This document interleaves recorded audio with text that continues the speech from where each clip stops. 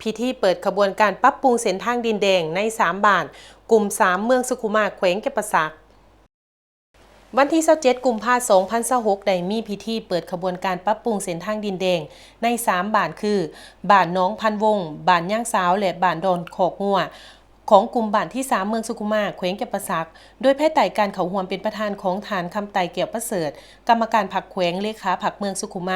ฐานพรพิรุณนรสินห้องเลขาพรรคเมืองประธานคณะกรรมการปกครองเมืองฐานบัวเลียนเผยบุญส้มคณะประจำพรรคเมืองห้องประธานคณะกรรมการปกครองเมืองผู้ชี้นำเวียกงานเศรษฐกิจฐานทองสวรรค์จันทบัณฑิตกรรมการพรรคเมืองประธานกลุ่มบ้านที่3มีเลขาพรรคบ้านพร้อมด้วยประชาชนเข้าร่วมท่านอินแปงแก้วมณีเลขาพรรคบ้านให้ฮู้ว่าการยกระดับเส้นทางดินแดงแต่เส้นทาง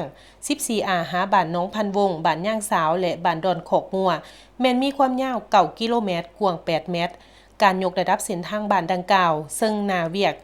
ประกอบด้วยการอนามัยกวาดเป็นหูปทางถมดินยกระดับถมหน้าทางด้วยดินดี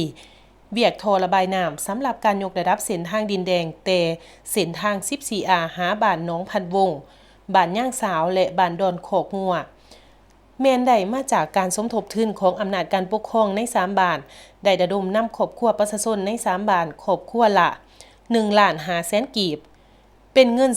250 ล้านกีบองค์การปกครองเมืองก็ได้มอบเงินสดจำนวน